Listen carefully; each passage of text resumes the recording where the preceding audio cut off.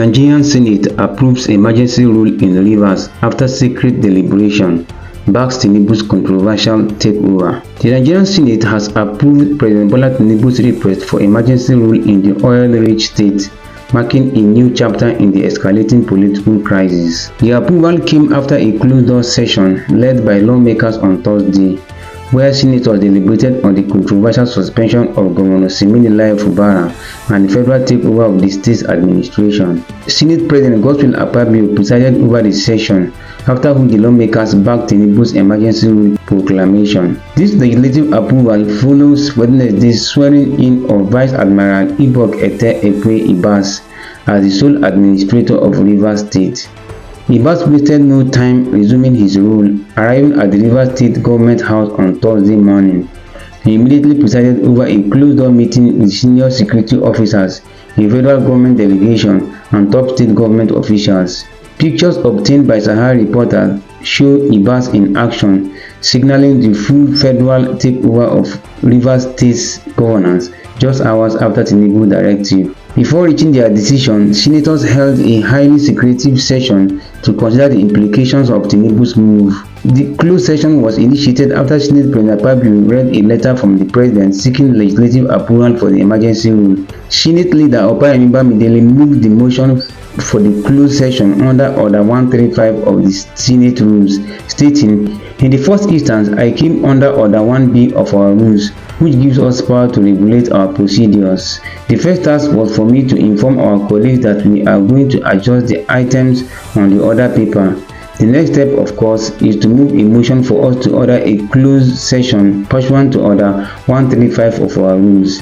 The motion was quickly seconded by Senate Minority Leader Abba Moro, paving the way for behind-the-scenes deliberations. The House of Representatives had earlier thrown its weight behind Tinubu's declaration of emergency rule, voting overwhelmingly in favor of the controversial declaration. With both legislative chambers now in agreement, Tinubu's takeover of Rivers State is effectively sealed as requested by the country's constitution.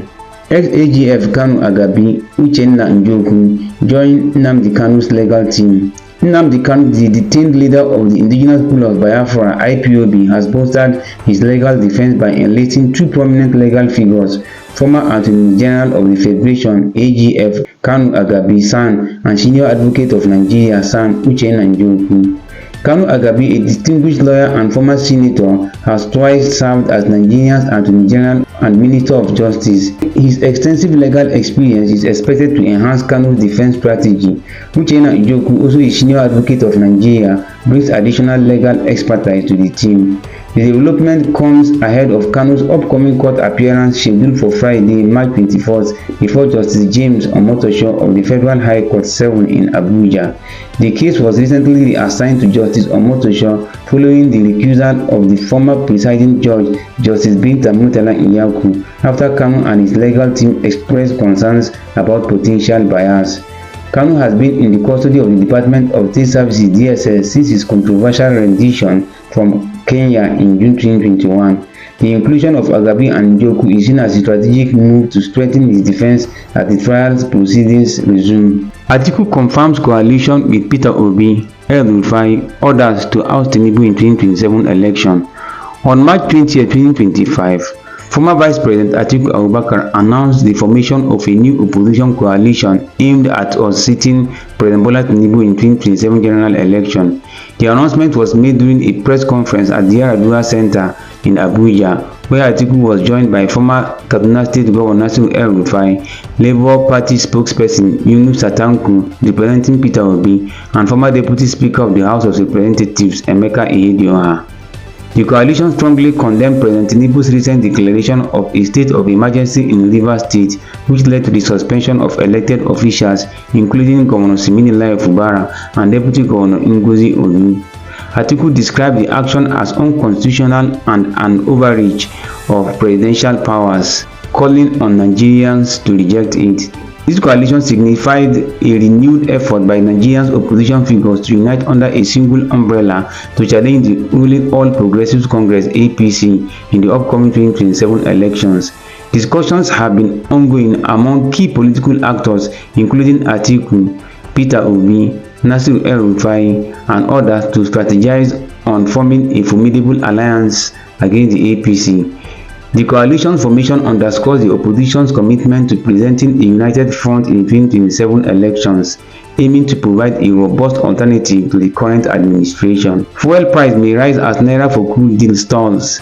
Nigeria's Dangote Petroleum Refinery has announced a temporary suspension of petroleum product sales in Naira, a decision that could lead to increased fuel prices and further depreciation of the Naira. This move stemmed from the stalling of the Naira-for-crude deal with the Nigerian National Petroleum Corporation (NNPC), which had allowed the refinery to purchase crude oil in Naira. Background on the Naira-for-crude deal.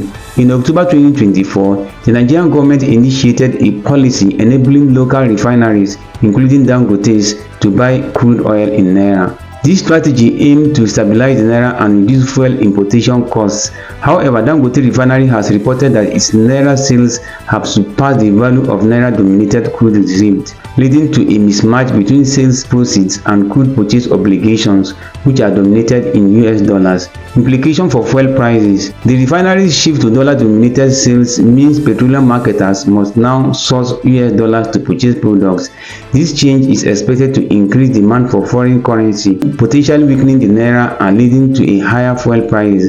Oil marketers have warned that petrol pump prices may rise in the coming days due to this development.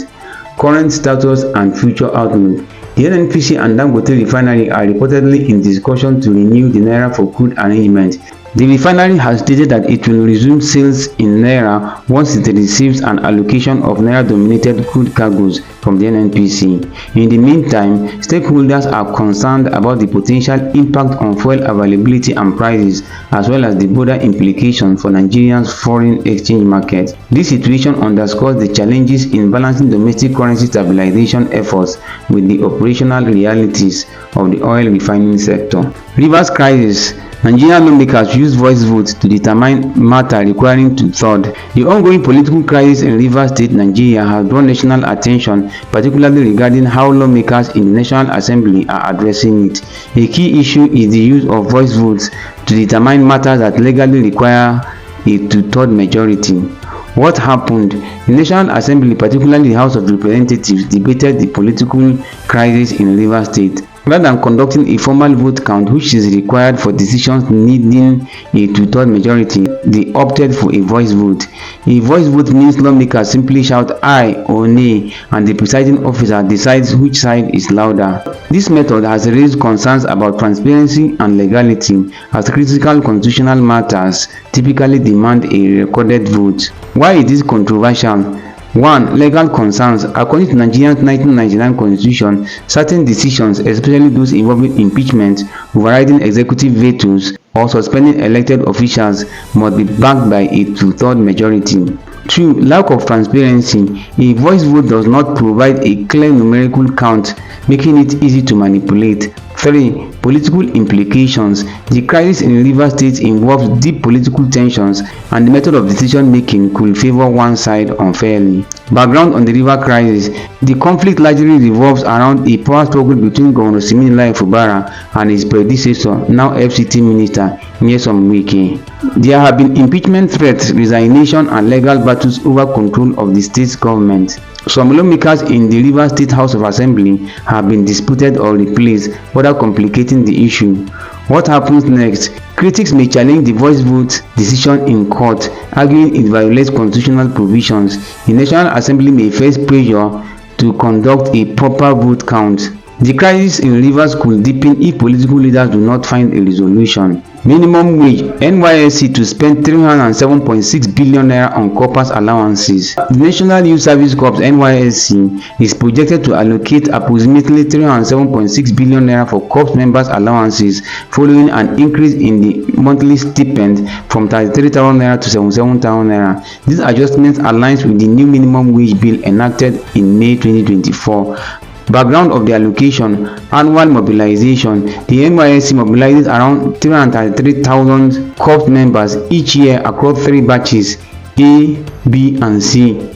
Each batch comprises approximately 55,500 participants. Per batch expenditure. With the increased allowance, the total disbursement for a single batch amounts to 24.64 billion naira. Total annual expenditure. Cumulatively, this result is an annual expenditure of 307.6 billion naira on corps members' allowances. Budgetary provisions. In 2025 budget proposal presented in December 2024, the federal government allocated 430.7 billion naira to the NYSC, marking the highest allocation in the past 5 years. Of this, 372.9 billion naira, approximately 86.5%, was earmarked specifically for corps members' allowances. Implementation status. Despite the official announcement in September 2024, the disbursement of the increased 77,000 naira allowance has faced delays. As of early March 2025, many corps members reported not receiving the updated stipends. The NYSC attributed this delay to pending cash backing, with expectations to commence payment later in March 2025. This situation had led to concerns among corps members and stakeholders, emphasizing the importance of timely allowance disbursements for the effective functioning of the NYSC program. Follow for more. March 20th, 2025.